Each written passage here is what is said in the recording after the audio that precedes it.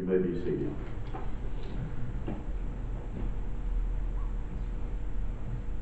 When we turn to the pages of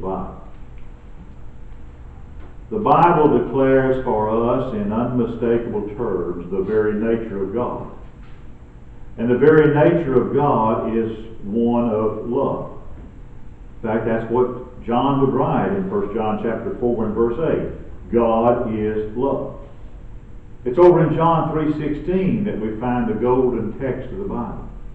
For God so loved the world that he gave his only begotten Son, that whosoever believeth in him should not perish, but have everlasting life. And yet, we would acknowledge and freely admit that we are living in some turbulent times. That's probably the understatement of the year. The times that we are living in are times that cause us sometimes to question just how good God really is. Now that said, I fundamentally believe that Christianity, in order to be acceptable, has to be reasonable or rational. And that seems especially true in our own day and time, in this confused, unstable 21st century. Particularly with everything that we've seen take place in the past year. And yet to so many people in our world today, blind, irrational faith is unappealing. And to be sure, the challenge of reasonableness is actually a challenge that Christianity is glad to meet. Here's what the admonition of Peter is to Christians in the first century and to Christians of every day and age, even our own day and age. Listen to what he says. It's in 1 Peter chapter 3 and verse 15. But sanctify the Lord God in your heart, and be ready always to give an answer to every man that asketh you a reason for the hope that is in you, with meekness and with fear. Now to me, what Peter says there is quite consistent with what Jesus said in John chapter 8 and verse 32. Where Jesus said, you shall know the truth, and the truth shall make you free.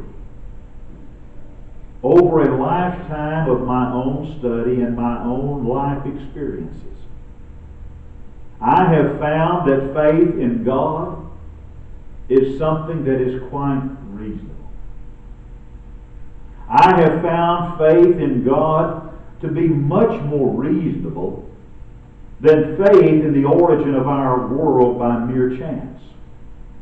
There are those that advocate that the world just came into being by mere chance, that there was this great explosion in the atmosphere millions and billions of years ago, and as a result of that, Earth came into being.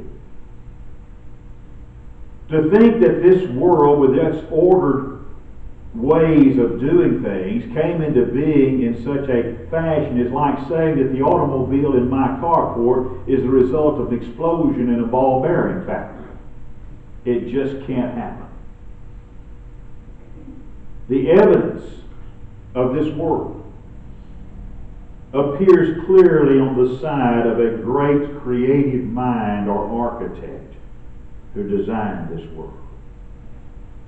Especially if you examine the intricate design, system, and pattern of our world. I believe that there was a great creative mind involved in this world, and that was God. I also find that faith in the divinity of Jesus Christ is a better explanation of the life of Jesus and his influence than any other explanation. Either Jesus Christ was the Son of God, or he was a deceiver of the highest order. Well, for Jesus to have been a deceiver of the highest order seems to be impossible and unreasonable in view of his influence for good that's lasted for more than 2,000 years. It's also reasonable when you look at the life of Jesus and realize that Jesus never did anything, he never performed any miracles, or did anything for personal gain. I've also found over my lifetime and my study and my years of experience that faith in the inspiration of the Bible as the inspired, infallible, and inerrant Word of God is quite reasonable. Because that concept is much more logical than the view that ordinary men, unaided by God, would have produced this book without error and without conflict. The book is too remarkable. It was written by more than 40 men over a period of 1,600 years. It was written by kings in the palace and shepherds in the field. It was written by educated men and unlettered fishermen. And yet it is one complete whole without error and without flaw. This book is too remarkable to have come into existence without the aid of Almighty God and His assistance in doing it. And so what it all comes down to is this. The evidence for Christian faith is greater than the evidence for doubt. But there are problems. And there are questions. And there are questions for which we do not have the answers. And the majority of these questions deal with relatively unimportant matters. Some of them are of major significance. And one of those questions is, how could a God of infinite goodness create a world that has so much evil in it? And yet to that, it makes me remember the opening words of the 14th Psalm. And the opening words of the 14th Psalm are this: the fool has said in his heart that there is no God. And so this morning I'm not concerned with those who have said that there is no God. I'm not concerned with those who are foolish. We're not concerned with those who give only a light passing thought to God. We're not concerned to those who talk about being people of faith, and yet their faith is not a deep, living, moving, active faith that leads to a change in their life or to Jesus being in control of their life, but merely mental assent to the fact, well, yeah, God exists. We are concerned this morning with folks who are deeply disturbed by the evil that exists in our world. And make no mistake about it, evil does exist in our world. Those who have come to feel they can't believe in a God who allows such evil to exist. And they speak of sickness and suffering. And those are things that are known wherever men and women live. And they are impressed with the thought of death itself. And they wonder about man's inhumanity to man, as we have seen in war and we see in the politics of our day and time. They ponder the misuse of other men and women and the subordination of entire races of people. They wonder about the universality of sin and the ugliness of sin. And then something that is perhaps most difficult of all for folks to deal with sometimes is there are earthquakes and tornadoes and hurricanes and tidal waves and other violent, destructive acts of nature. And why would a good God, a loving God, allow this kind of thing to go on? Folks, I'd suggest this morning two premises. One of these is that mankind's knowledge. My knowledge and your knowledge, our knowledge, is limited. Just as a child cannot possibly understand the adult world, so men and women do not have the perspective to understand the full nature of God and the makeup of this universe. Our line of sight is often limited.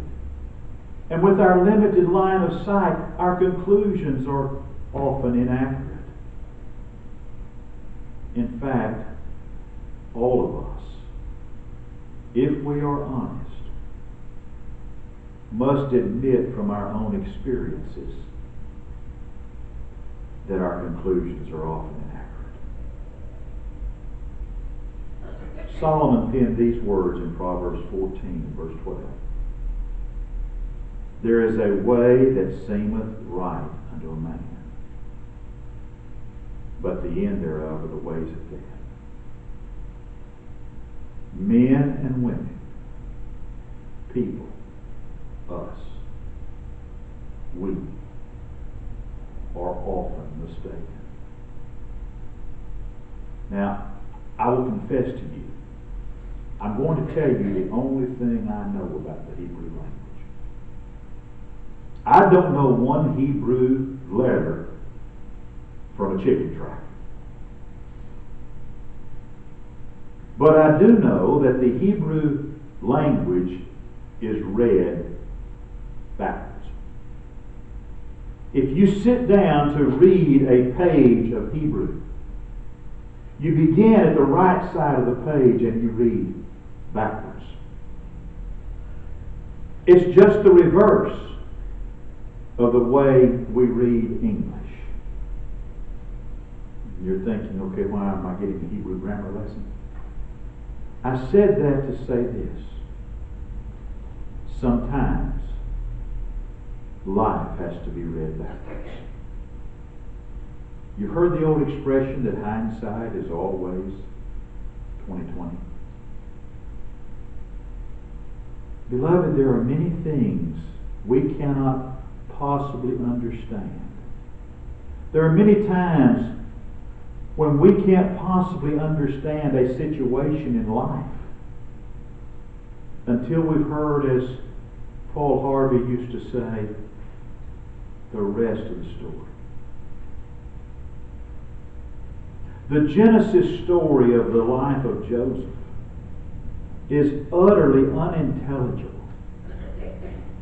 until the story is complete. The boy Joseph, his father's favorite, could not possibly have understood why his brothers sold him into slavery. And he could not possibly comprehend or know why his father did not buy him back from the slave traders. There was no way to understand until the story unfolded. And then when the complete story of Joseph's life unfolded, he could comprehend the purpose of it all. And you could see the hand of God and God's providential care over every facet of Joseph's life. Reading backward in the life of Joseph, from the time he's prime minister of Egypt till he was sold into slavery. Reading backward through the life of Joseph, every step in the life of Joseph showed a part of the beautiful plan that God had for his life. Our knowledge is often limited. And the second premise is this. Our conception, man's conception of what is good, is often mistaken. Because we often have a pleasure-pain view of existence. And the pleasure-pain view of existence is shallow and it's incomplete.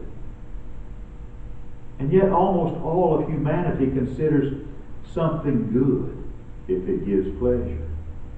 And if it's bad, If it causes pain, then it's bad. And so the goal of every activity that we engage in is happiness. We feel that every story must end, a good time was had by everyone, and they all live happily ever after. That's the way we think it ought to be. That, and I want to say it kindly, lovingly, and yet as emphatic as I can, that is a shallow, incomplete view of life. I'm going to give us all a news flash. We are not the center of the universe. It's not all about us. It's not all about me, and it's not all about you. I know it's not all about me because Norma tells me that every day. Every day, at some point during the day, she said, it's not all about you. It's not all about us. God is not our private gopher. God is not our private servant. God is not our personal step and fetch it for us. For us to evaluate everything as good or bad in terms of whether it gives us pleasure or pain is a self-centered view of life. There is greater good than pleasure, and there is greater evil than pain. And you and I do not exist primarily to be happy. Now be assured, God wants us to be happy. But there is a higher goal than happiness. Man, the creature, the created, exists in order to glorify God, the Creator. So let me try, in my humble and feeble way, and God knows it's feeble, to try and come to a real explanation of why there is evil in our world. There are four great underlying principles of our universe. And for each of those to be present, there are certain connecting circumstances that cannot and could not, in the very nature of reality, be avoided. And the first of these is the regularity of law. And we find that stated in the Scriptures when we start reading in Genesis chapter 1 and verse 1. In the beginning, God created the heavens and the earth.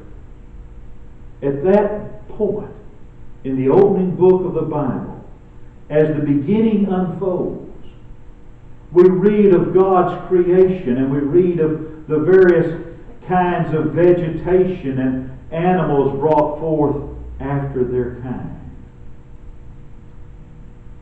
And other evidences in Genesis are evidence of an ordered system of natural law that is set forth.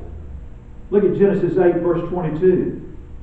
While the earth remaineth, seed time and harvest, and cold and heat, and summer and winter, and day and night shall not cease.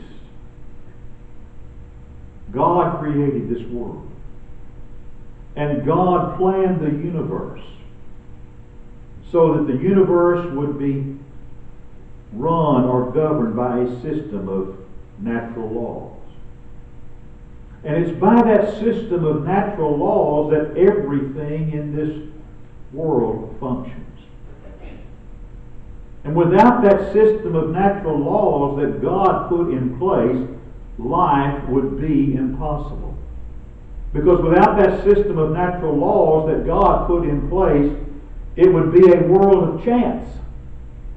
And a world of chance would be chaotic. And it's precisely because of those universal laws of nature that storms sometimes occasionally occur.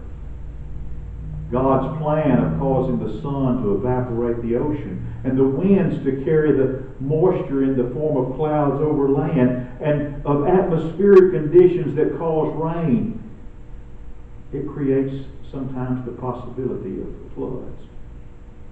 As the water flows down the mountains and through the valleys, and the streams carry the torrents of water away, it's inevitable that in those floods there will sometimes be whirlpools.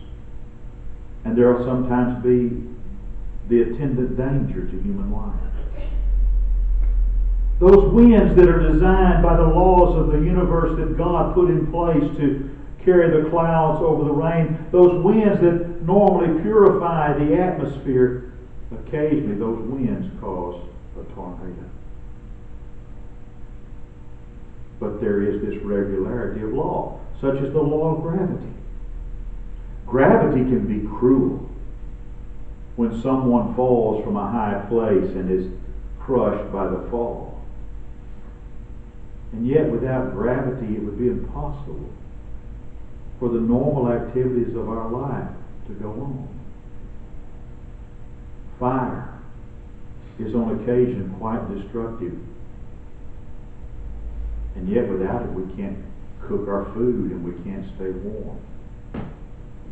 The sunshine, the rain are great blessings. And yet they can bring about droughts and floods. And what I'm saying simply is this. It's necessary for us to look at the total picture. It's necessary for us to look at the big picture. And when we look at its totality, we find that as we look at all of nature, it is very good indeed. The occasional destructive aspects of nature are few in comparison with its blessings.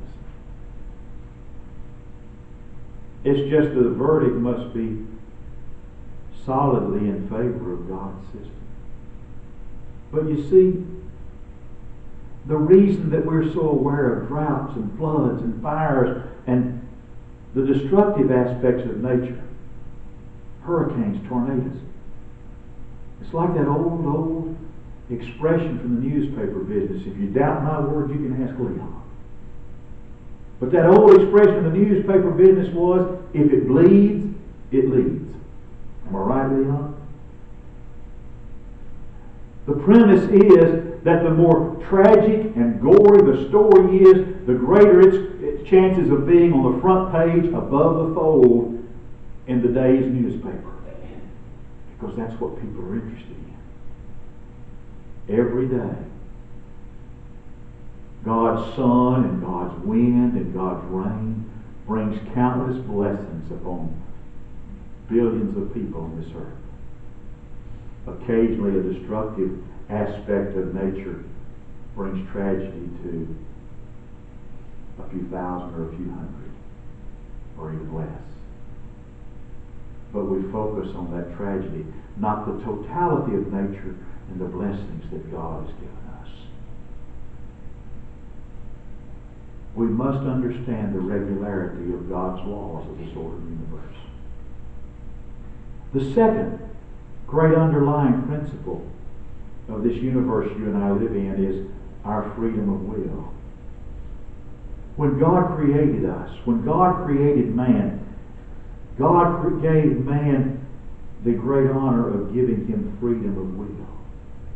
God made me and you creatures of choice. None of us is a robot or an automaton. We are a creature of our own free will. And in this crucially important act, God did two things. God lifted humanity above the realm of the animals and all the inanimate objects on this earth. And God, in doing this, gave humanity a dignity and an importance that is very unique. God made it possible for us to choose, and there was no other way. And with freedom of will, it was inevitable that humanity can sometimes choose evil as well as good. And men and women in their misuse of their freedom has brought untold suffering to humanity over the centuries. Unfortunately, God often gets the blame for something He had nothing to do with. In spite of the charges that some people want to make, God is not responsible for much or even most of mankind's sufferings, because so much of suffering comes from the unfortunate choices that people make. Maybe as an example, an imperfect one at best, but we might use a woman who marries a tyrannical husband. And he abuses her verbally, he abuses her physically, he abuses her emotionally, and she blames God for her unhappy situation. And she says, why did God do this to me? And yet, God didn't cause her to marry that man. Admittedly, it's an imperfect illustration, but it's one that quickly illustrates the way that sometimes we blame God for our own poor choices. When a drunk driver crosses the center line of the highway and hits a vehicle head on and takes the life of a family, that's not God's act. And it's not God's will, even as some so piously say sometimes. It's a result of man's sin. It's a result of the fact that a man decided to get drunk and go drive his automobile, and he sinned against his fellow man and he killed him. Write this down. It's on the final exam. You and I have no possession more important than our ability to make choices. And we also have no possession that has been more costly than the ability to make choices. When God made men and women with the capability of reaching to the stars, inevitably there is along with that the possibility of plumbing the very depths. The third underlying principle of our universe is the value of imperfect conditions. The problems, imperfections, and challenges that our world contains. They give us opportunities for growth and development that otherwise would not be possible. Sorrow, suffering. They help us develop traits that make us fit for eternity. It's part of the training process. It's like the story of a man that came upon a stonemason. And he was on his knees on the ground, and they were building a great cathedral. And they were putting an arch in the cathedral, and this stonemason was on the ground. And he had his hammer and his chisel, and he was chipping away on a stone. This man said, "What are you doing?" He said, "I'm making the keystone to go in the arch. I'm shaping it here so it will fit up there." Many of the trials that we go through in life, a lot of the sorrow and suffering we endure in this life is shaping us here to make us fit up there. A teenage boy that wants to play football in September doesn't wait till the last week of August to go to the weight room and start developing his muscles. And he does develop his muscles sitting in a chair, eating ice cream and playing video games all summer long. He goes, he works out, and he disciplines himself so he'll be trained and ready. The imperfections of our world, beloved, serve a purpose in allowing us to grow and develop into mature, responsible beings in a way that might not otherwise be possible. And then the fourth underlying principle is the interdependence we have upon human life. Paul would write to the church of Rome, Romans 14, verse 7, "None of us liveth to himself, and none dieth to himself." A lot of our suffering, much of man's suffering, much of women's suffering results from the actions of other people. People of the past as well as the present. The misdeeds of our ancestors continue to plague us, and our own misdeeds can inevitably perhaps be a burden to our children. But to avoid that, it would be necessary for us to live in an airtight compartment. That's the only way to avoid the interconnectedness of life and the results of the misdeeds of others sometimes. All that said, I am convinced that our greatest blessings come from the love that we give to other people and the love that we receive from other people. Because without this interconnectedness of life, without the love we can give to others or the love that others can give to us, life would be barren and largely meaningless. If we were to avoid all contact with other human beings, that might save us from some suffering. But it would cost us the greatest joys and pleasures of life. Evil is an accompaniment of our greatest blessings and benefits. I've tried in my feeble way, as I said at the beginning, to analyze the origin of the tragedy of evil that we face in our world. And I've come to the conclusion that it is an inevitable accompaniment of some of our greatest blessings and benefits. Because without the regularity of law, with its attendant occasional destructive storms, there would be no life upon this earth. And without the freedom of will that men and women have, there would be no meaningfulness to life. Men and women would be simply reduced to robots or machines. Without the imperfect conditions of our world, there would be no means by which we could develop the inner strength that our character is so dependent on. And without the interdependence upon human life, we would be void of the great blessings of friendship and love.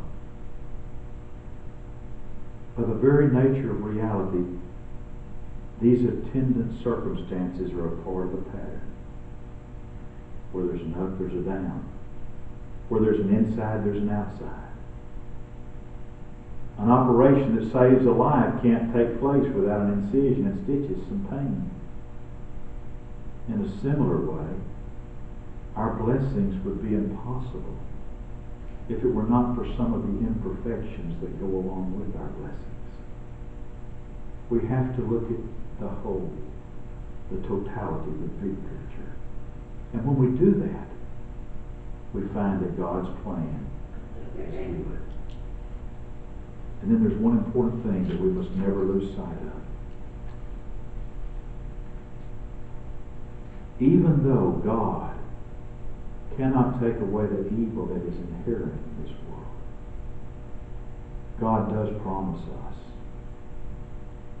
that if we love Him, He will see us through.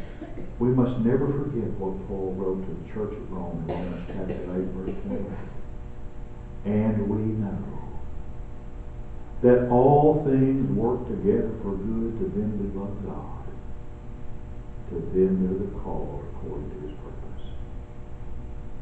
Paul does not say in that passage that everything that happens to us is good. Paul does not say that all things are good.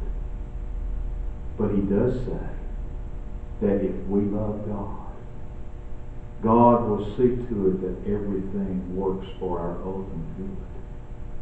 And our ultimate good is a life with God in heaven throughout all ages, world without end. You see, to the faithful Christian, there is no ultimate tragedy. Because God's promises are to the faithful Christian. And it's because of God's promises to the faithful Christian that we believe in the goodness but God. And we believe in the goodness of God in spite of the evil that is sometimes so distressing in our world. But here's the thing.